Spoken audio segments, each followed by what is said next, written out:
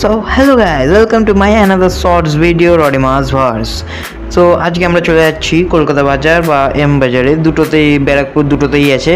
So ওখানে গিয়ে আমরা আজকে জামা কিনবো, শুধু জামা, নট প্যান্ট। সো এখান থেকে আমরা এটিএমের উদ্দেশ্যে রওনা দিচ্ছি, যেহেতু টাকা তুলতে হবে, বাবা টাকা তুলবে। তো দেখতে পাচ্ছ এটিএমে বহুত ভিড়, তাই জন্য আমাদের একটু সময় লেগে গেলো। ওখান দিয়ে আমরা ব্যারাকপুরে রওনা দিলাম। ব্যারাকপুরে যাওয়ার পথেই দেখলাম একটা পুজো হয়েছে, পুজোতে ভাবলাম যাবো, বাট এত ভিড় যে আর পরে যেতে পারলাম না।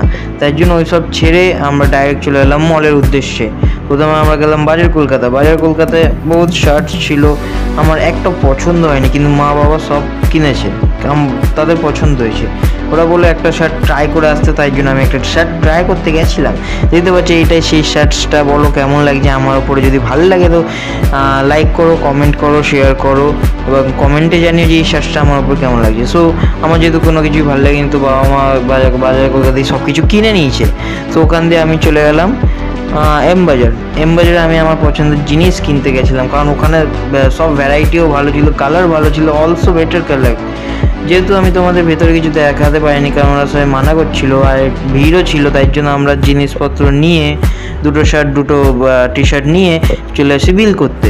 তো বিল করতে গিয়ে আমার পড়ে যায় 2000 টাকা মতন পড়ে যায়। সো ওখানে বিল করে গিয়ে আমরা পেয়ে গেছি কুপন, 5টা কুপন দিয়েছিল। যদি ভাগ্যে থাকে তো কুপন দিয়ে আমরা কিছু পেতেও পারি, ওয়াশিং মেশিনও পেতে পারি, প্রত্যেক রবিবার করে খেলা হয়। সো গাইস, এইটুকুই ছিল আমার ব্লগটা। আজকে এখন আমরা চলে যাচ্ছি বাড়িতে। তো এতটাই আমার ব্লগ। যদি তোমাদের ভালো লাগে ব্লগটা, লাইক কমেন্ট শেয়ার করে দিও, একটু সাপোর্ট করো। রাধে রাধে, সাপোর্ট করলেই তোমাদের ভালো। দেখা হচ্ছে নেক্সট শর্টসে। Good bye.